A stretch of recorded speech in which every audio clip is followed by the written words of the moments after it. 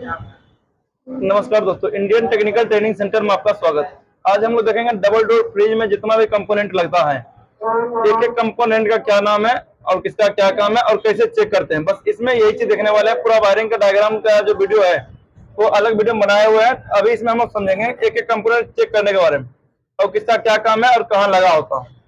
तो पहले शुरू करते हैं हम रिले और ओएलपी से, जो कंप्रेसर के पास लगा हुआ रहता है। तो कंप्रेसर उधर से लेकर आइएगा। अब कंप्रेसर, ये जो रिले और ओएलपी है, ये दोनों चीज आपको दिख रहा है और ये लगा कहाँ रहेगा? कंप्रेसर पे। तो जो ओएलपी दिख रहा है कंप्रेसर पे हमेशा जो लगेगा, ये हमेशा कॉमन के साथ ही लगने वाला, ये हमेशा कॉमन के साथ ही लगने वाला ओएलपी। ओएलपी जो मेरा नजर आएगा वो दो टाइप से। इसे यहाँ पे देखेंगे तो क्या लगा हुआ है? रिले लगा हुआ है, ऊपर में रिले। और ये अंदर वाला पॉइंट देखिएगा, यहाँ पर 3 पॉइंट दिख रहा है ना। 3 पॉइंट में है, ये दो तरीका से आता है। 2 पॉइंट ऊपर, 1 पॉइंट नीचे। किसी में 2 पॉइंट नीचे, 1 पॉइंट ऊपर। तो जो सिंगल पॉइंट नजर आएगा उसमें हमेशा कौन सा लाएगा? ओएलपी लाएगा।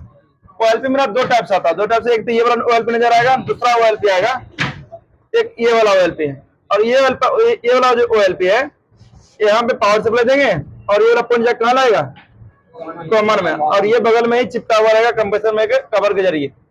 क्लियर है? अब लगा चेक करने के बारे और इसका काम कहाँ पर लगा होता, समझ गए? और इसका जो काम होता है ओवरलोड प्रोटेक्ट करना। मतलब किसी कारण से अगर अधिक करंट ले रहा, हाई एम्पियर ले रहा, तो उससे कंप्रेसर जल जाएगा गर्म होकर के।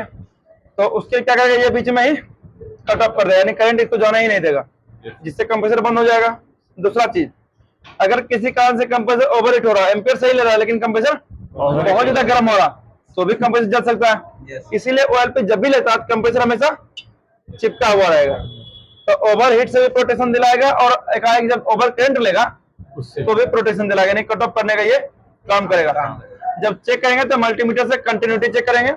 100% चेक इसका संभव नहीं है डायरेक्टली मल्टीमीटर से, जब तक इसको लगा के चेक नहीं करेंगे। पहले मल्टीमीटर चेक करते हैं फिर बदलाते हैं। हाँ, इसको लगाइए यहाँ पे। दोनों सिरा पे यहाँ पर रखेंगे, देखेंगे 2 सिरा दिख रहा है, लगा दिए। बिप के बाद यहाँ पे दे रहा होगा, इधर आए, इधर लगाइए।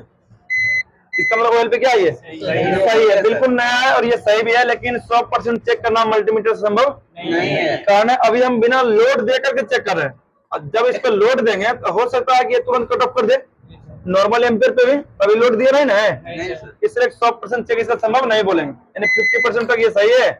50% जब लगा देंगे और नॉर्मल लोड पर लगातार खींच रहा है, इसका मतलब ये सही। बात समझ में आ गया? ऑयल पे सेट करते हैं। अब आ गया था रिले। तो ऑयल पे कहाँ रहता है ये समझ में आ गया। ये वाला ऑयल पे को चेक करना, ये वाला कंप्रेसर में जाकर लगेगा और यहाँ पे पावर सप्लाई देना है। चेक करिए दोनों सिरा पे कंटिन्यूटी दे रहा, लेकिन जबकि ये ऑयल पे खराब है, ये जला हुआ, फिर भी दे रहा ना। लगाएंगे और लाइन देंगे जैसे तुरंत ये कट ऑफ कर देगा, लेकिन फिर भी ये कंटिन्यूटी बतला रहा। 50% तक ही मात्र मल्टीमीटर से इसको चेक कर पाएंगे। अब आ गया था रिले, आने के रिले। तो ऑयल पे तो इस जगह जाएगा और यहाँ सिंगल पिन में जाकर के लग जाएगा। जब रिले लगाएगा तो रिले आपको इस टाइप से आएगा, जो अंदर में 2 पॉइंट दिखेगा, 2 छिद्र, जो रनिंग और स्टार्टिंग पे ही जाकर लगेगा। लेकिन यहाँ पर देखिएगा तो ये भी रिले में अंदर में 2 पॉइंट है, सब रिले में। इसमें भी मात्र 2 पॉइंट है, इसमें भी देखिएगा अंदर में मात्र 2 पॉइंट है। कोई छोड़ दीजिएगा, क्लियर है? नजदीक कर लीजिएगा। जितना भी रिले है सबके अंदर में 2 पॉइंट दिख रहा।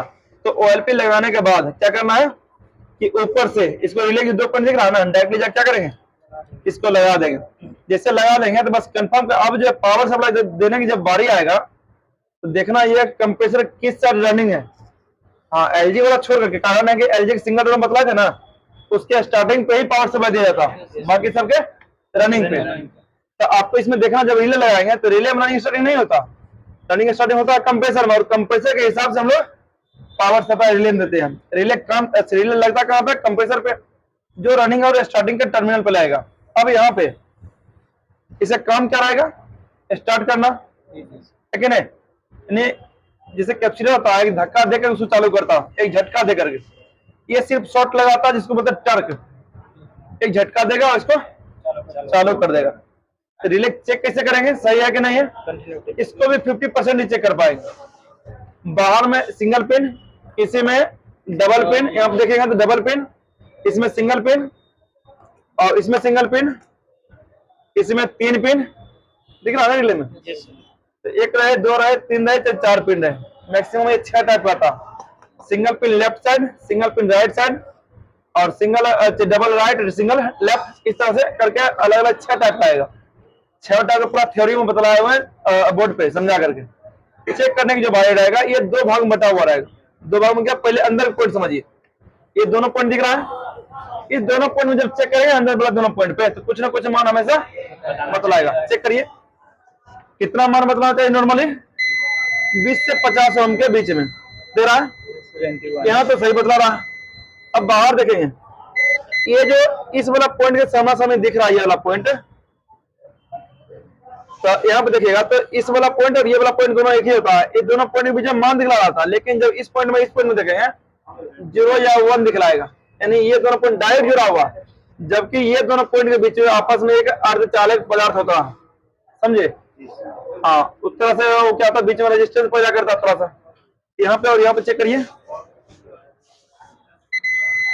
आवाज दे रहा है, यहाँ पे देखिए 0 या 1 शो करेगा मात्र, इसका मतलब ये दोनों डायरेक्टली आपस में शॉर्ट है। यही बात इसमें भी रहेगा, 50% ही चेक हुआ, 100% चेक कैसे होगा, जब लगाएंगे और लोड लेकर लगातार जो चल जाएगा सब। तो अब यहाँ पे सिंगल पिन समझ में आ गया। और समझते डबल पिन, डबल पिन में दोनों आपस में मान बतलाएगा, ये दोनों पिन आपस में डायरेक्टली जुड़ा हुआ है, लेकिन दोनों पॉइंट के बीच में जब चेक करेंगे तो कुछ ना कुछ रेजिस्टेंस बताएगा। चेक करिए दोनों पॉइंट के बीच में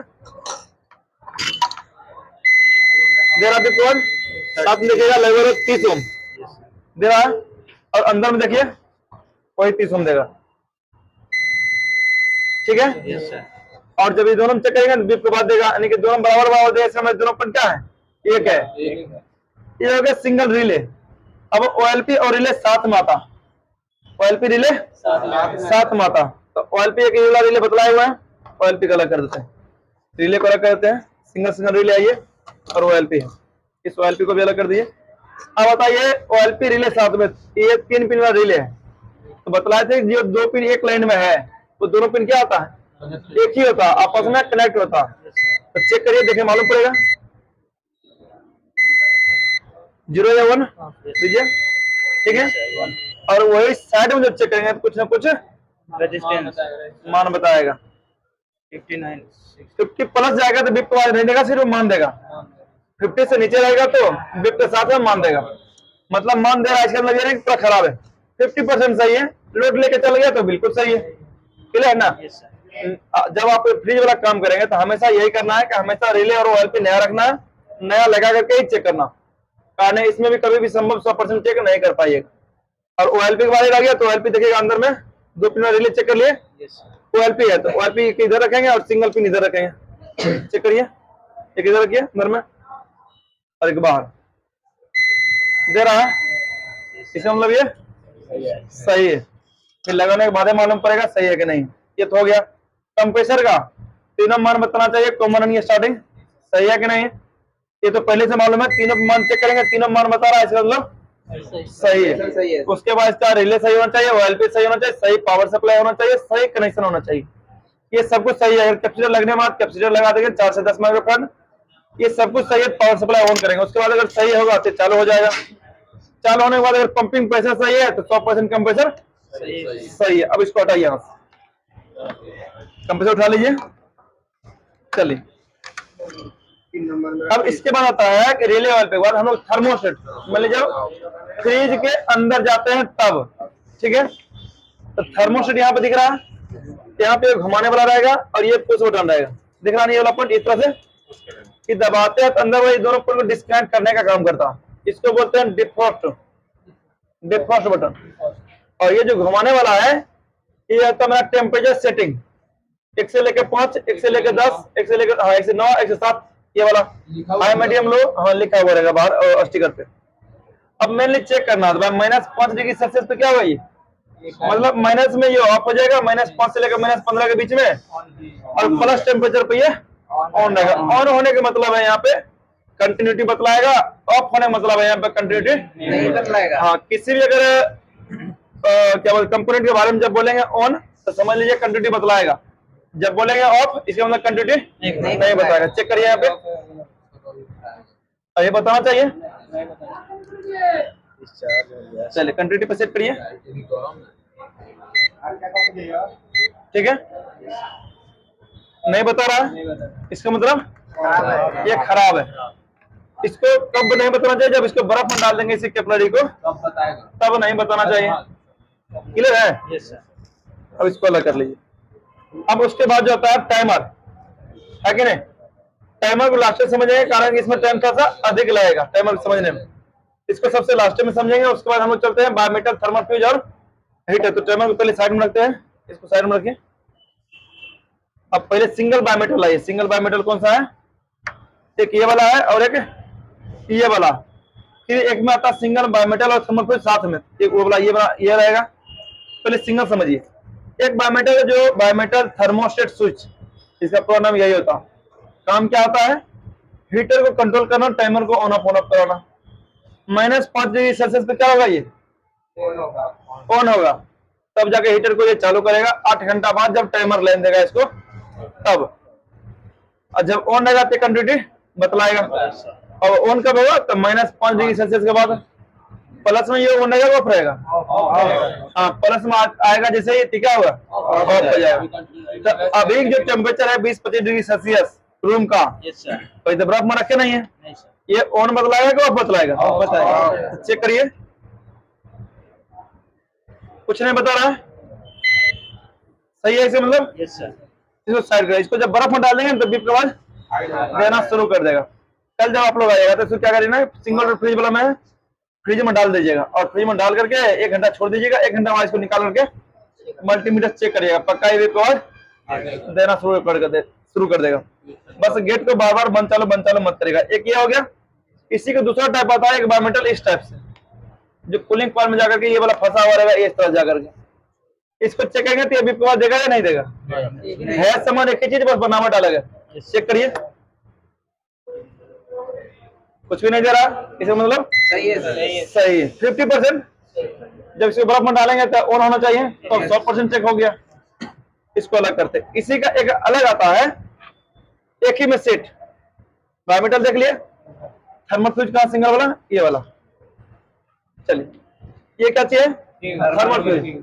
जब कभी बायोमीटर लाइन नहीं काटता हीटर को लाइन दे करके प्लस में, तो हीटर तो लगातार ऑन रह जाएगा ना जी। सीरीज में आता लगातार हीटर जब ऑन रहेगा तो अंदर के सामान को गला देगा, अंदर के सामान को जला देगा, ओवर गर्म करेगा, है कि नहीं? उस गर्मी को रोकने के लिए जब बायोमीटर खराब हो गया तो डबल प्रोटेक्शन, पहला बायोमीटर है, दूसरा थर्मल फ्यूज। तो थर्मल फ्यूज क्या करेगा? 65 से 70 डिग्री सेल्सियस जैसे गर्म होगा ना अंदर में, तो ये जाएगा और ऑफ हो जाएगा।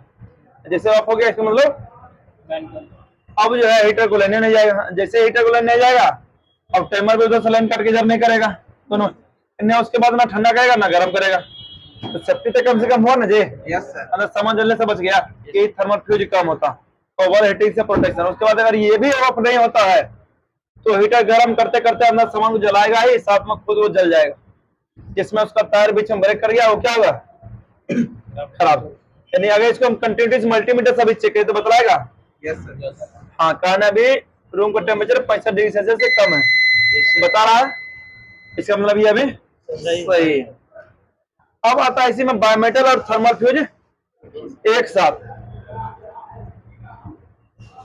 बायोमेटल और थर्मल फ्यूज एक साथ तो चेक करने तो मालूम है, बायोमेटल नहीं बतलाएगा और थर्मल फ्यूज बताएगा। चलिए बायोमेटल पर चेक करिए। ये दोनों बार जो है ब्राउन कलर और ऑरेंज कलर, ये दोनों उस साइड वाला ये बतलाएगा बायोमेटल। यहाँ पर लगाइए, इस साइड वाला पे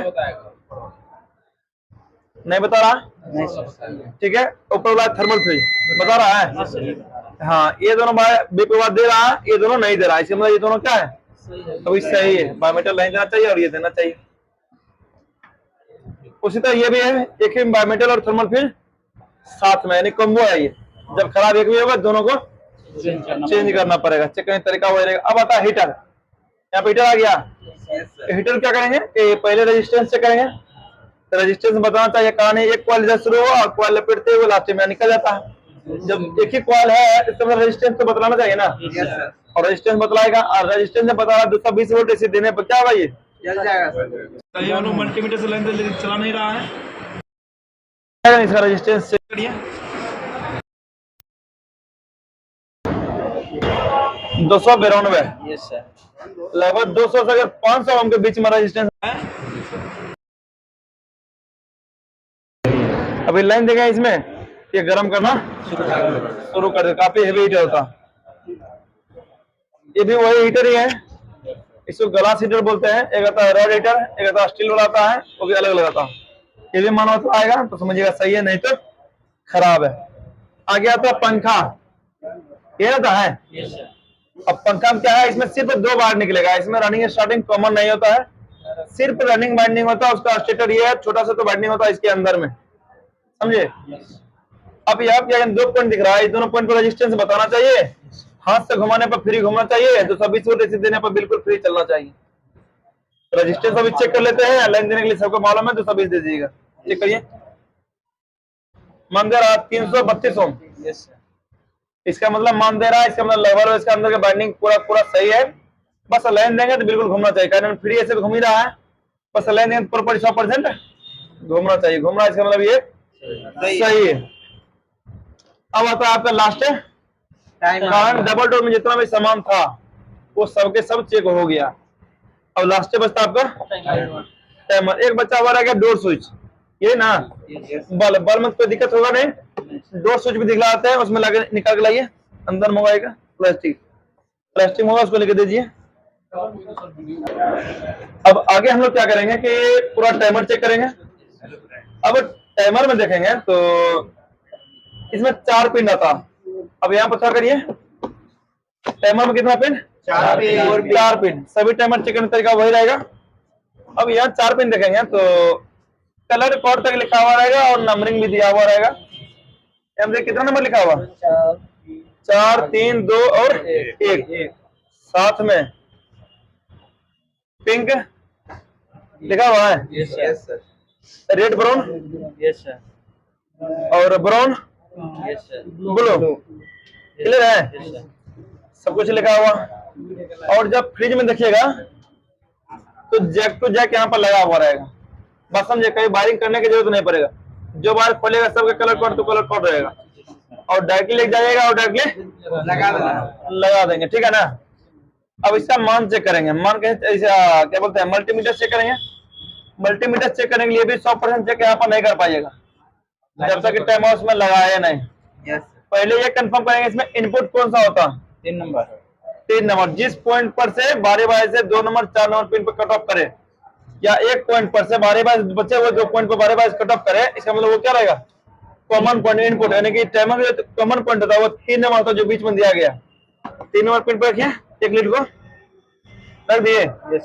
अब 2 और 4 पर रखिए, बारी बारी 4 पर नहीं दिया, 2 पे दे रहा है, सही है।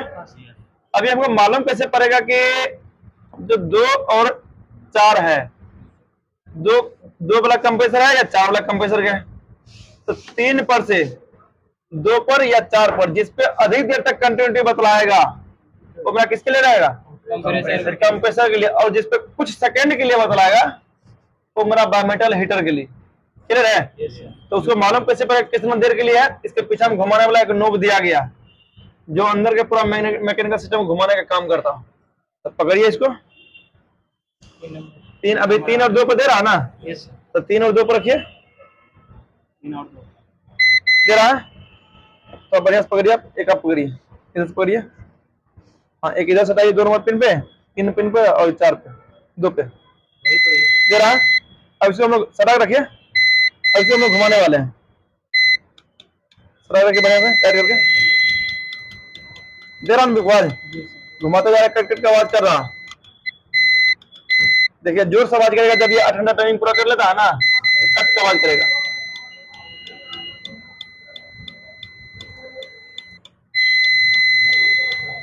कोई भी कट ऑफ आवाज नहीं दिया है, अब दे सकता है ये, बंद हो गया।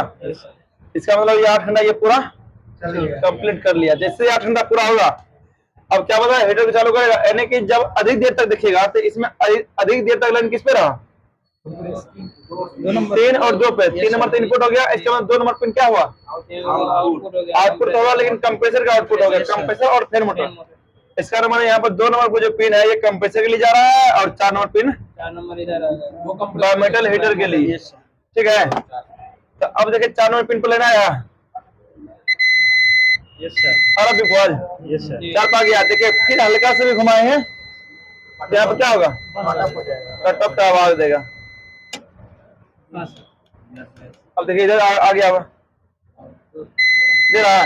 यस सर, अब लगातार घुमाएंगे उसके बाद भी बस समझ में आ गए कि इसका चेक करने तरीका। अब कहिएगा ये तो बतलाए थे सर कि 1 नंबर पर फेज और बचे हुए 3 नंबर पर न्यूट्रल। यस सर, 3 नंबर पे फेज, 1 नंबर पे न्यूट्रल, है कि नहीं? तब इसके अंदर के मोटर खुद ब खुद घूमता है। और अभी यहाँ से घुमाए ना जी, तो अंदर में क्या होता है? अब 1 नंबर पिन पे सब पिन मान बताना चाहिए। मोटर लगा हुआ तो मान बताना चाहिए ना जी। यस सर, तो ऐसे मान नहीं बतलाएगा। इसके अंदर में अधिकतर कुछ बतला देगा, ऐसा बात नहीं किसी में नहीं बतलाएगा, कुछ बतलाएगा। काहे नहीं बतलाएगा अधिकतर में कि 1 नंबर के साथ जो है एक पीएफ लगा होता, समझे? ओवर हीट होने पर ये कट ऑफ करने का काम करता है, अंदर में वोल्टेज कंट्रोल करने का काम करता है, हाई वोल्टेज से बचाने का काम करता है। इसी के लिए वो मान बताएगा नहीं आपका, इसीलिए यहाँ पर दिया गया। एक साथ दीजिएगा तो भी आज भी नहीं देगा। बस समझ में आ गया? यही रहेगा टाइमर चेक। मैनुअली हम लोग चेक इसी तरह से करेंगे। बाकी 100% क्या होगा? इसको लगा देंगे, लाइन देकर चालू कर देंगे, उसके बाद देखेंगे भाई ये हीटर को कूलिंग को अपना 8 घंटा बाद ये लगा के एक दिन छोड़ देना, उसके बाद देखिए प्रॉपर काम कर रहा है कि नहीं कर रहा। कर रहा है, परफेक्ट है, कोई दिक्कत समझ में आ गए? सारा सामान ये सब लगा कहाँ रहेगा? तो नीचे में लगा रहेगा या कंप्रेसर के पास रहेगा। बायोमेटल थर्मल फ्यूज हीटर ये कहाँ रहेगा? कूलिंग कॉइल के पास रहेगा। फैन रहेगा कूलिंग चैम्बर के पास रहेगा। थर्मोस्टेट सबसे नीचे वाला कंपार्टमेंट में रहेगा और कंप्रेसर रिले वाल पे एक साथ रहेगा सबसे नीचे में। बस खत्म है।